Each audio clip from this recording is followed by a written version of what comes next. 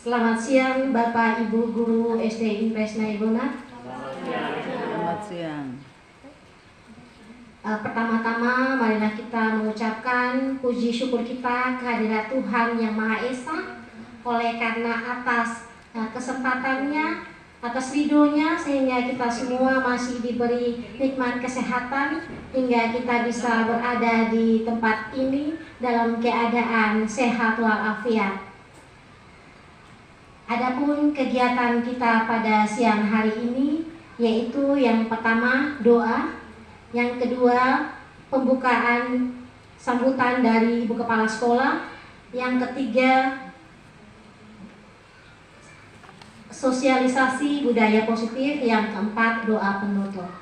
Jadi baik, kita masuk ke kegiatan yang pertama atau acara yang pertama, doa yang akan dipimpin oleh Ibu Ance. Kepada Ibu Ance saya silahkan. Kegiatan kedua yaitu penyambutan atau sepatah dua kata dari Ibu Kepala Sekolah. Kepada Ibu Kepala Sekolah saya silahkan.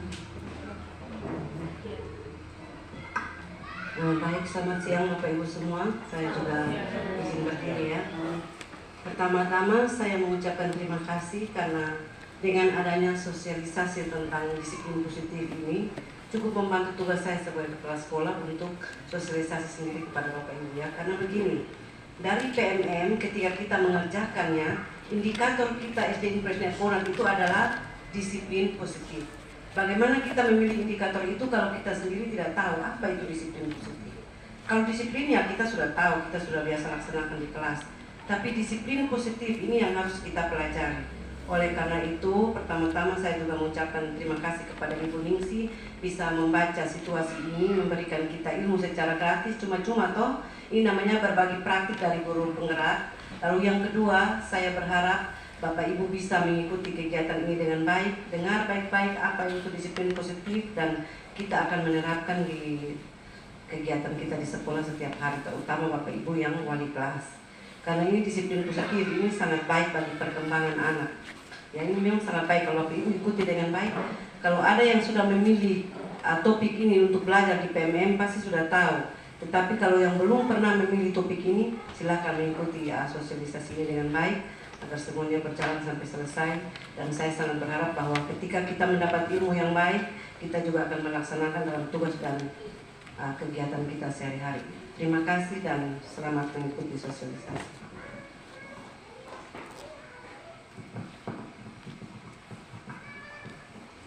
Terima kasih Mama Kepala Sekolah. Baik, kita masuk ke acara inti yaitu sosialisasi budaya positif yang akan disampaikan oleh saya sendiri selaku calon guru penggerak angkatan 10 Kabupaten Kupang. Jadi baik Bapak Ibu guru, materi kita hari ini atau sosialisasi kita hari ini tentang budaya positif. Jadi apa itu budaya positif? Budaya positif merupakan perwujudan dari nilai-nilai atau keyakinan universal yang diterapkan di sekolah. Berbicara tentang disiplin positif, kita sudah melaksanakan dalam kehidupan kita hari-hari, yaitu kita membiasakan budaya anak untuk datang pagi tepat waktu, melaksanakan apel pagi, dan melaksanakan kesepakatan atau keyakinan yang ada di sekolah kita ini. Baik, budaya positif meliputi 6 hal, yaitu yang pertama perubahan paradigma stimulus respon, yang kedua konsep disiplin positif, yang ketiga pemenuhan 5 kebutuhan dasar manusia, yang keempat keyakinan kelas, yang kelima 5 posisi kontrol guru, yang keenam segitiga restitusi. Perubahan paradigma stimulus respon. Dalam stimulus respon seolah-olah orang lain dapat kita kontrol.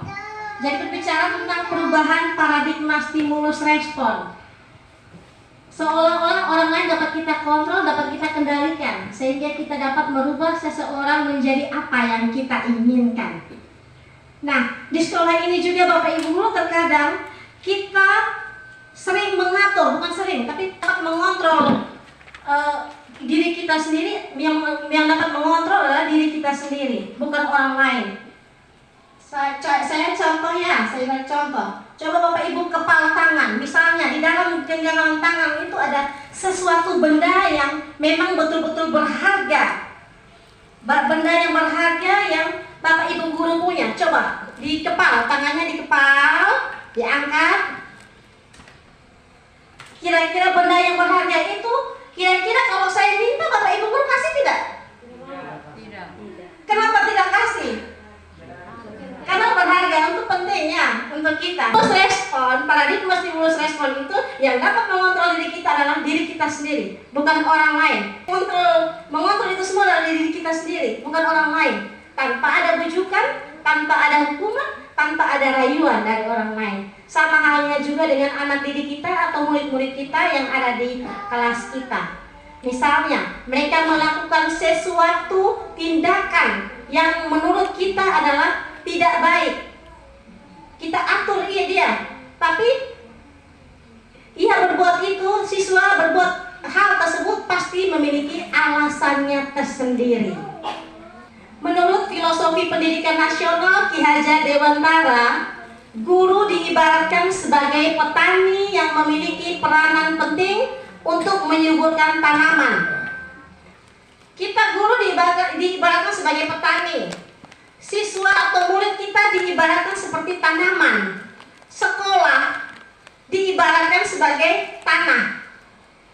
Nah, bagaimana seorang petani dia menanam? Misalnya mau tanam jagung, kita ibaratkan siswa ini sebagai padi atau jagung. Bagaimana seorang petani dia menanam jagung, tapi dia menginginkan hasil dari jagung tersebut menjadi menghasilkan buah yang besar, tanaman yang subur. Itu bagaimana caranya? Kita menginginkan padi itu dapat tumbuh dengan bagus dan menghasilkan bulir-bulir padi yang baik. Maka yang pertama kita menyiapkan lahannya, tanahnya, gembur. Yang kedua pemberian bibitnya, pemilihan bibit. Yang ketiga pemberian pupuk. Yang keempat pemberian air dan perawatan. Seperti yang tadi Bapak Sakarias dan Bapak Gaspar sampaikan, bahwa padi setelah ditanam kita tidak bisa meninggalkannya saja, tapi kita harus mengikuti atau merawat sehingga padi tersebut dapat tumbuh. Sama juga dengan anak-anak didik kita, yaitu siswa-siswi kita. Jadi kita bukan hanya membagi informasi atau membagi materi kepada mereka selain kita mendidik, tapi kita juga menuntun mereka. Nah, menuntun di sini kita mau menuntun mereka kemana? Kita mau jalan berbelok, jalan mendaki gunung, atau jalan menurun, atau mau masuk jurang. Semuanya ada di tangan kita. Guru-guru SD Impes Naibonat yang luar biasa hebatnya. Semua tepuk tangan dulu. Jadi baik. Dua konsep disiplin positif. Disiplin positif adalah suatu pendekatan untuk menerapkan disiplin dari dalam diri anak tanpa hukuman dan hadiah. Disiplin positif perlu diterapkan baik dalam lingkungan keluarga maupun lingkungan sekolah. Nah, kebutuhan dasar kita itu yang pertama untuk bertahan hidup atau survival. Yang kedua, kasih sayang dan rasa diterima, love and belonging. Yang ketiga, kebebasan atau freedom. Keempat, kesenangan atau fun. Dan kelima, penguasaan atau power.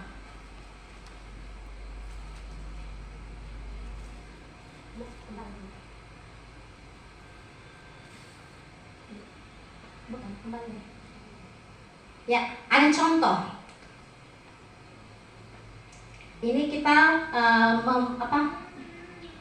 belajar tentang kebutuhan dasar manusia atau kebutuhan dasar anak. Sebelum anak melakukan suatu hal atau tindakan atau kesalahan, maka anak tersebut memiliki alasan yang kuat. kenapa dia bisa melakukan hal tersebut. Contohnya, pada saat Ibu Lorenza sedang menjelaskan pembelajaran, terlihat Lentina sementara makan dan tidak memperhatikan penjelasan yang disampaikan oleh Ibu Lorenza. Hal tersebut membuat Lentina tidak dapat menyelesaikan tugas yang diberikan oleh Ibu Lorenza. Menurut Bapak Ibu Guru, apa alasan Lentina makan pada saat kegiatan belajar mengajar yang sedang berlangsung? Kira-kira apa alasan Lentina? Lapar. Ya, lapar. Apalagi? Bisa saja mengantuk. Apalagi? Yang ketiga, apa? Jenuh. Dan bisa juga tadi pagi datang sekolah tidak sarapan, belum sarapan. Kebutuhan dasar manusia dia masuk di nomor 1, yaitu untuk bertahan hidup atau survival. Jadi dia makan karena untuk bertahan hidup. Betul tidak? Yang kedua, kasih sayang dan rasa diterima. Dalam kelas kita sering mengalami atau kita sering mendapatkan anak-anak kita yang memiliki karakter yang berbeda-beda. Ada juga yang tidak bisa tenang, tidak bisa diam. Dia kepingin diperhatikan oleh Bapak Ibu Guru. Jadi kalau kita satu hari kita tidak sebut dia punya nama, tidak bisa. Harus sebut dia punya nama. Artinya dia membutuhkan kasih sayang dan rasa diterima oleh kita guru. Yang ketiga, kebebasan atau freedom. Nah, kebebasan di sini saya kasih contoh. Sebagai orang tua di rumah, terkadang kita punya anak, kalau mereka bermain, mereka permainan, mereka buang di sembarang tempat, mereka tidak menyimpan kembali. Kemudian kita sebagai orang tua panggil dan suruh menyimpan, mereka menyimpan kembali. Tapi terkadang mereka tidak mau. Artinya mereka kepingin bebas, tidak kepingin diatur-atur, tidak kepingin diatur-atur. Siswa kita juga seperti itu di kelas. Yang keempat, kesenangan atau fun. Nah, kesenangan di sini banyak kita temukan. Kita punya anak yang sering usil, mengganggu temannya, semata-mata karena dia senang. Ada kebutuhan dasar dia yang tidak terpenuhi. Yang kelima, penguasaan atau power. Di kelas pastinya ada ketua kelas kan, tapi ada juga anak yang walaupun dia tidak ketua kelas, tapi dia suka mengatur teman-temannya yang lain. Di sini ada video ya Bapak Ibu Guru ya. Coba kita tonton sama-sama. Kira-kira kebutuhan dasar apa yang anak ini miliki? Buka sepatumu, saya sudah bilang capek-capek. Arden, buka sepatumu. Arden, buka sepatumu. Buka sepatumu, Arden, bukan kamu yang pel. Arden. Nah, kira-kira apa yang dilakukan oleh Arden setelah ditegur oleh Mikaela untuk buka sepatu? Dia mas tahu. Apakah dia nurut? Dia buka sepatu? Tidak. Kira-kira kebutuhan dasar apa? Kebutuhan dasar apa yang harus dia miliki, yang harus dipenuhi? Dasar yang harus dia penuhi itu kebebasan. Dia tidak mau diatur-atur oleh orang. Sama juga. Baik, kita masuk ke poin keempat, yaitu keyakinan kelas. Keyakinan kelas atau kesepakatan kelas dapat diterapkan untuk membangun budaya positif di lingkungan sekolah.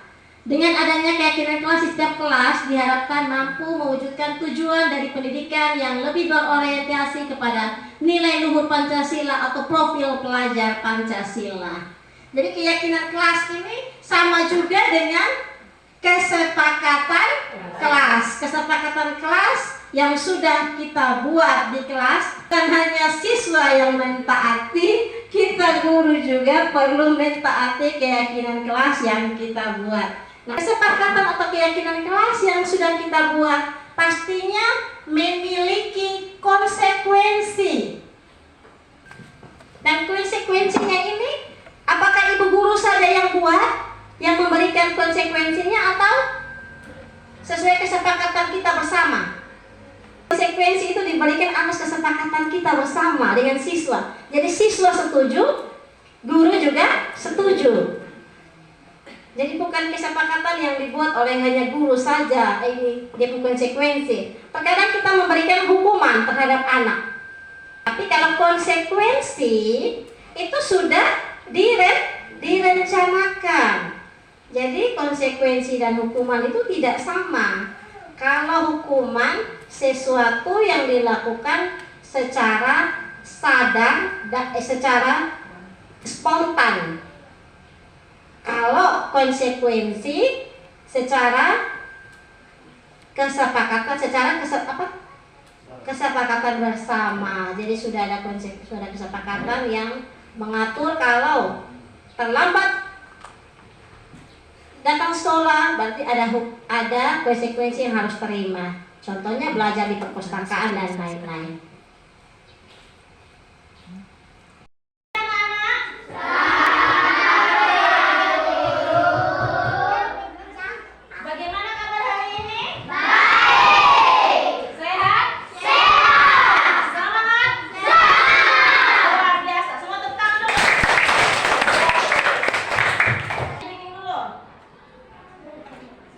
Tangan ke atas. Bisa?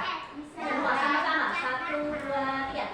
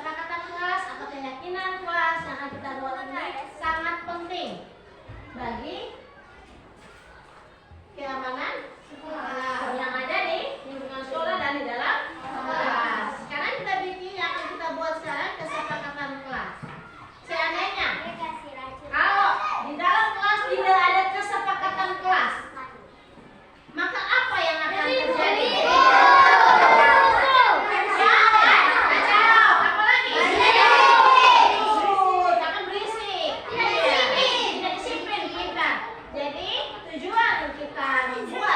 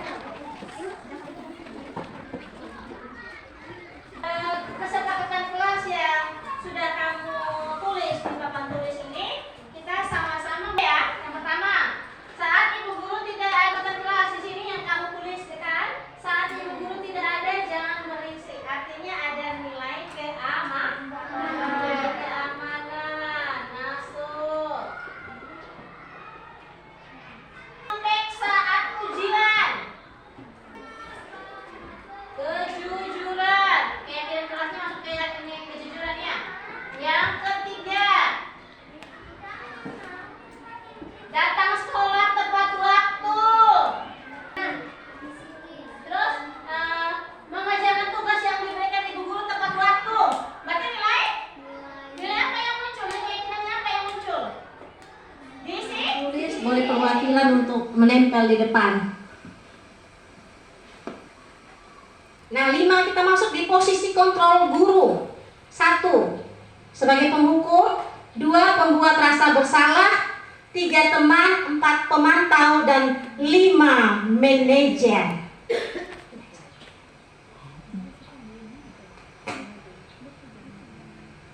Di sini guru sebagai penghukum, seorang penghukum bisa menggunakan hukuman fisik maupun verbal.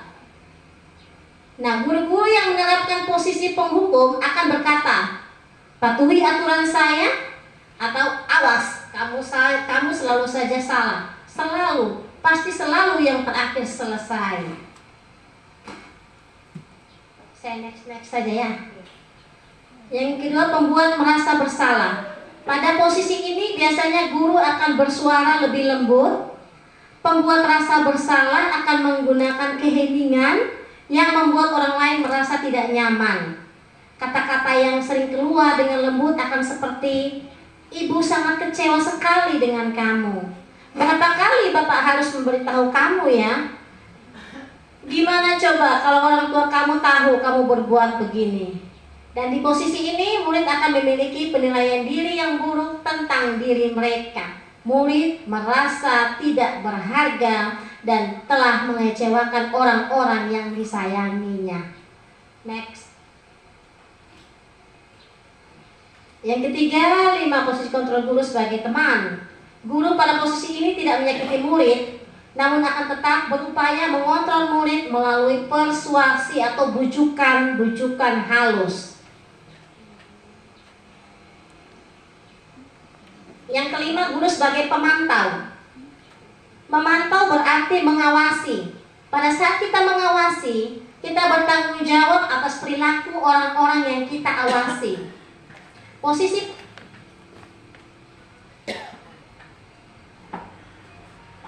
Nah, hasil dari pemantau ini, murid memahami konsekuensi yang harus dijalankan karena telah melanggar salah satu peraturan sekolah. Yang terakhir, posisi manajer. Posisi manajer adalah posisi di mana guru berbuat sesuatu bersama dengan murid, mempersilahkan murid mempertanggungjawabkan perilakunya, dan mendukung murid untuk memperbaiki kesalahan tersebut. Nah, kira-kira kita sebagai guru ini, kita ada di posisi mana? Yang sudah selesai boleh maju tempel di papan.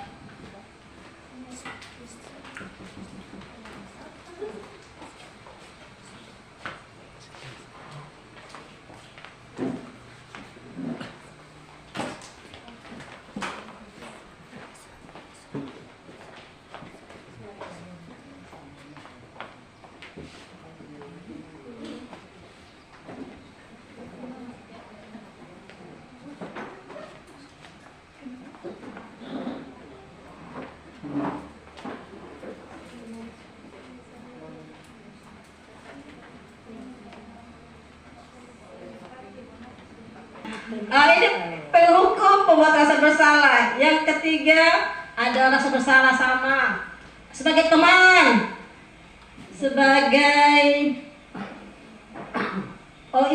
guru lebih banyak menghukum siswa kalau siswa membuat kesalahan. Berarti posisi penghukum.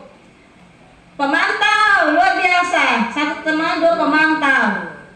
Ini ada yang luar biasa.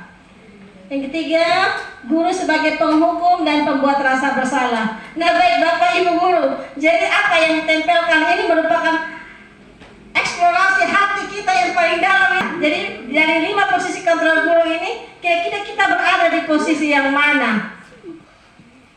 Jadi kita sama-sama nonton video Bapak Ibu guru tentang 5 posisi kontrol kita ini, kita ada di mana? Terkadang bukan hanya di sekolah saja kita sebagai penghukum atau pembuat rasa bersalah, tapi di rumah juga begitu. Kita sebagai orang tua kadang kita mengeluarkan kata-kata yang membuat anak merasa tersakiti atau sebagai penghukum dan pembuat rasa bersalah.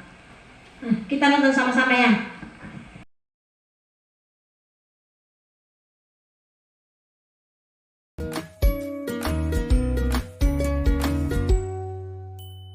Salam bahagia Ibu dan Bapak guru hebat. Dalam penerapan disiplin positif restitusi, salah satu program yang dikembangkan adalah 5 posisi kontrol. 5 posisi kontrol dalam restitusi adalah proses perjalanan seorang pendidik agar dapat mengenali dirinya. Pada video kali ini, kita akan membahas tentang 5 posisi kontrol yang dikembangkan oleh Diane Goosen dan contoh penerapannya.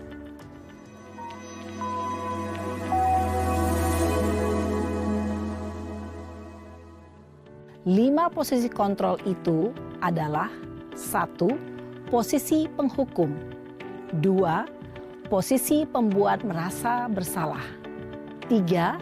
Posisi teman. 4. Posisi pemantau atau monitor. Dan 5. Posisi manajer.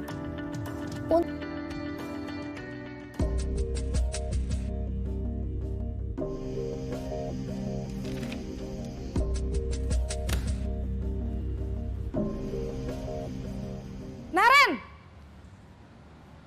Sini kamu! Selamat pagi, Bu. Selalu terlambat.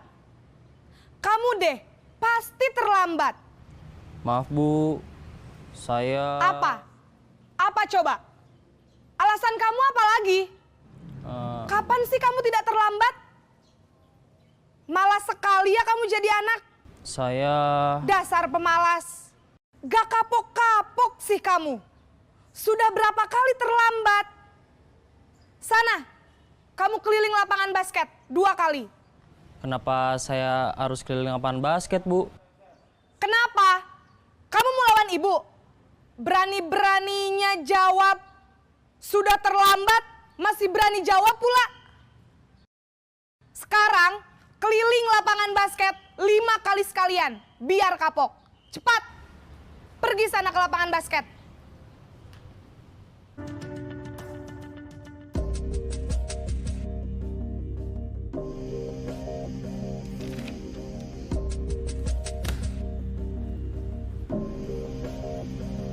Naren!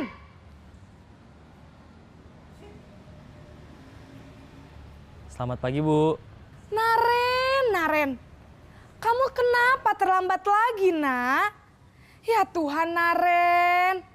Kamu senang ya bikin ibu susah ya? Kalau kamu terlambat lagi, nanti ibu yang ditegur bapak kepala sekolah, Nak. Disangka ibu tidak bisa membina kamu. Duh, gimana ini? Maaf, Bu. Duh, Gusti Naren. Kamu suka ya kalau ibu ditegur bapak kepala sekolah? Terus, sekarang ibu harus tulis apa ini di buku absen? Ini kamu sudah sering terlambat loh. Ibu harus apa coba? Maaf, Bu. Maaf sekali. Ya sudah, lain kali jangan bikin ibu susah lagi ya, Nak ya. Ibu tidak akan kuat lagi kalau kamu begini terus. Bisa jantungan kalau ibu ditegur bapak kepala sekolah. Sana cepat ke kelas. Maaf ya, Bu. Maaf sekali.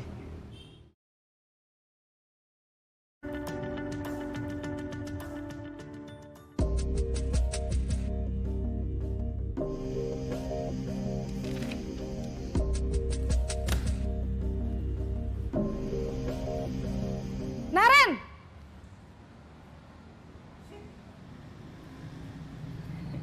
Selamat pagi, Bu. Wah, sudah jam berapa ini, Nak? Terlambat lagi ya, sayang. Iya, Bu. Habis ibu saya lupa bangunkan saya, Bu. Kamu malah menyalahkan ibu kamu. Kamu bukannya anak yang larinya paling kenceng. Kok terlambat sih? Iya, Bu. Saya memang terlambat bangun tadi. Jadi, biarpun saya lari kencang, tetap gak kekejar, Bu. Ya sudah sana, nanti lain kali larinya lebih kenceng lagi ya. biar gak terlambat lagi. Bikin seneng ibu, demi ibu. Bisa kan? Bisa lah, Bu. Ya sudah, sana masuk kelas. Ibu beresin urusan absen kamu. Kamu ini ada-ada saja.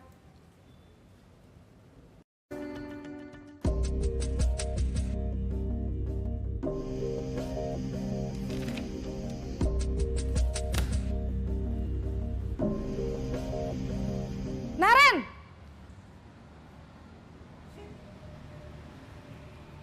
Selamat pagi, Bu. Naren, apa peraturan sekolah kita tentang jam berapa kita harus masuk sekolah, nak? Kita harus di sekolah jam 7, Bu. Iya, betul. Sekarang sudah jam 7.20. Naren sudah tahu konsekuensinya jika terlambat hadir. Paham, Bu. Saya harus tinggal kelas pas jam istirahat selama 20 menit. Iya, benar. Konsekuensinya demikian.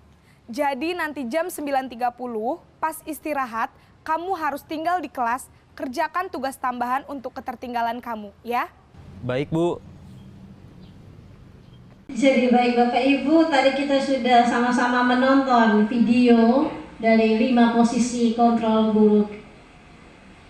Kira-kira kita masih ada di posisi yang mana? Baik, jadi Bapak Ibu guru dari video tadi dapat membelajarkan kita semua tentang posisi kontrol kita guru saat kita berada di lingkungan sekolah ini. Jadi kita sama-sama berbenah diri. Yang tadinya posisi kontrol penghukum, kira-kira nanti ada perubahan selanjutnya ke posisi ideal, yaitu posisi manajer. Yang mana posisi manajer tersebut mencari solusi, sama-sama dengan anak mencari solusi untuk penyelesaian suatu persoalan atau suatu masalah yang dihadapi oleh anak tersebut. Baik Bapak Ibu, kita masuk ke bagian 6, yaitu segitiga restitusi.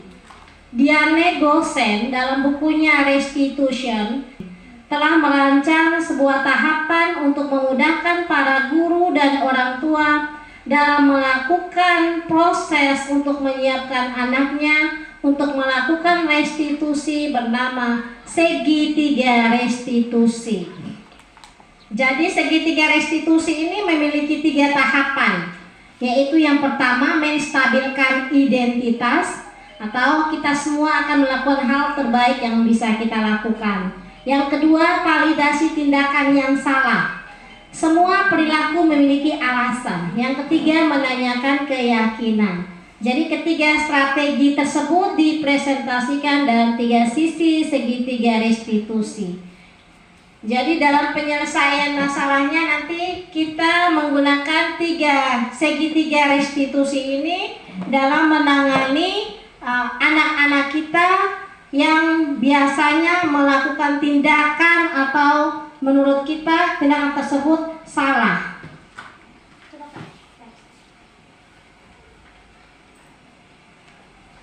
Kita langsung ke video. Jadi Bapak Ibu bisa menyimaknya. Kita menyimak sama-sama.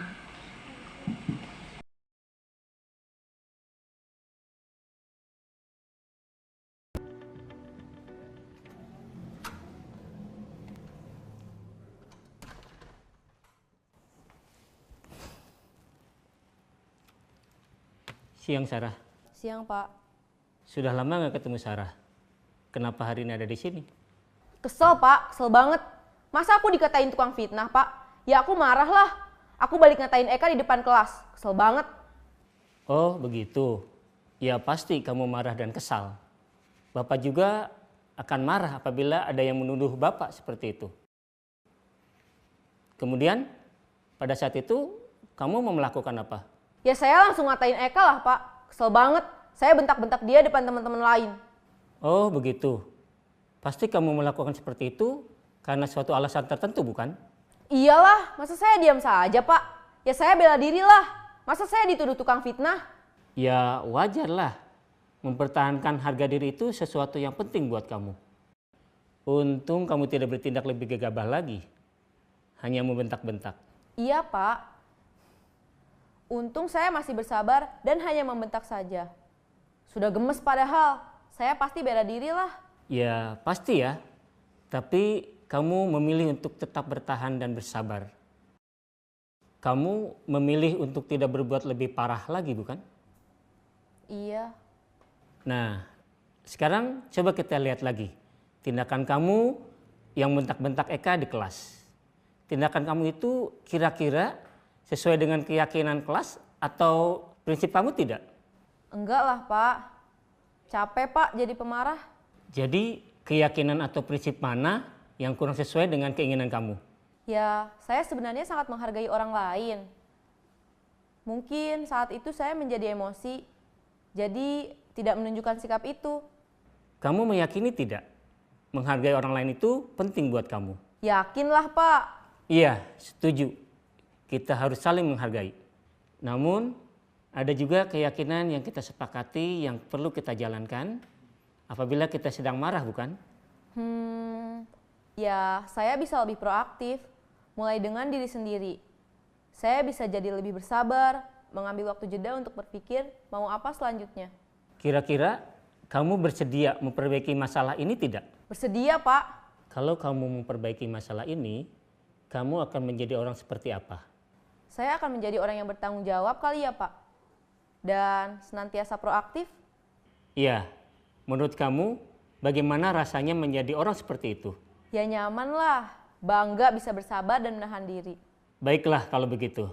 Yuk kita pikirkan bagaimana memperbaiki masalah ini.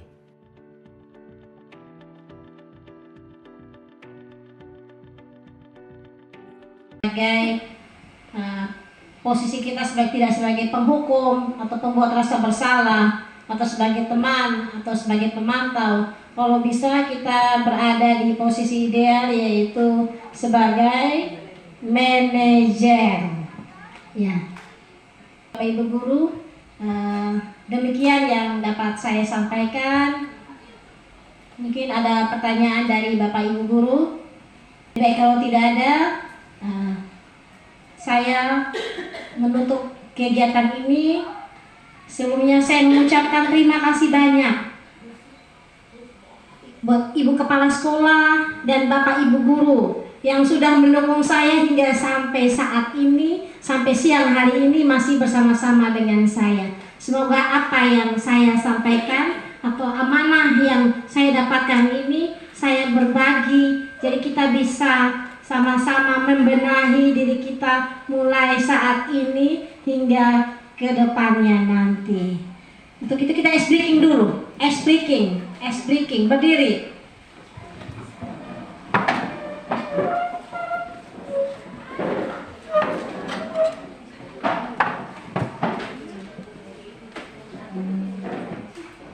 Kita berdiri, tangan dua ke samping.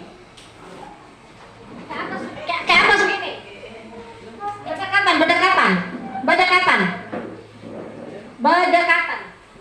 Tangannya agak bersentuhan sedikit, agak tidak bersentuhan. Kalau saya bilang Eli, bilang Eli. Jadi Bapak Ibu harus secepatnya. Jadi yang misalnya saya kalau ada kalimat yang atau kata saya bilang Eli, berarti Pak Yuce langsung cepat tangkap tangannya Pak Paul. Nah, bagaimana Pak Paul menghindar? Menutup baiknya. Ya, saya mulai. Kalau ada sebuah keluarga, anaknya terdiri dari 3 orang. Ada Ella, ada Elo. Itu Elo. Belum. Ada Ella, ada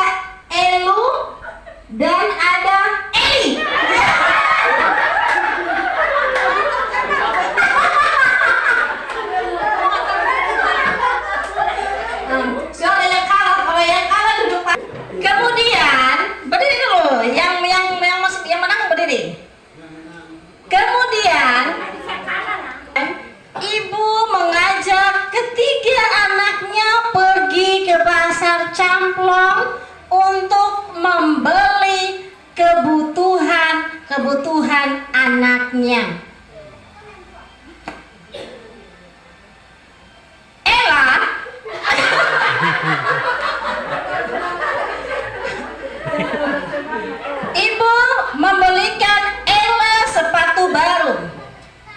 Kemudian ibu membelikan Elu topi baru. Kemudian ibu membelikan jam tangan baru. Tentang Bapak Paulo.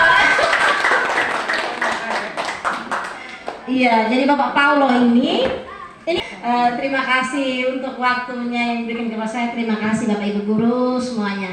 Salam bahagia guru-guru hebat SD Impres Naibona. Mari kita sama-sama bergerak, tergerak dan menggerakkan. Terima kasih. Baik, untuk menutup acara kegiatan kita pada siang hari ini, Ibu Ance menutup kita dalam doa. Kepada Ibu Ance, saya silahkan. Baik Bapak Ibu semua, kegiatan sosialisasi telah kami tidak bisa berakhir kegiatan ini dari awal pertengahan hingga berakhirnya. Tapi semuanya oleh karena campur tangan Tuhan, sehingga sosialisasi siang hari ini boleh berjalan dengan baik. Terima kasih Ibu Ningsi yang telah memberikan sosialisasi bagi kami. Tuhan senantiasa memberkati Ibu Ningsi ke depan dalam melanjutkan kegiatan guru penggerak. Tuhan tambahkan hikmat dalam diri Ibu Guru Ningsi sehingga anakmu mampu melanjutkan kegiatan ini dengan baik oleh karena pertolongan Tuhan.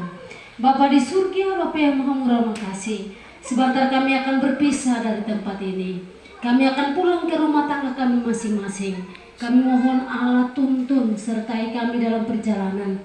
Baik kami yang berjalan kaki maupun kami yang berkendaraan roda dua maupun roda 4. Tuhan tuntun sertai kami, kawal kami di jalan, dan tibakan kami bertemu dengan semua keluarga kami dengan damai, dengan sejahtera. Hari besok Tuhan, kembalikan kami di tempat ini untuk kami melakukan semua yang menjadi tanggung jawab kami. Inilah doa dan sembahyang kami, mengampuni mengasihi kami. Dengarkanlah doa kami Bapa, demi Kristus Yesus kami telah berdoa. Glory haleluya, amin.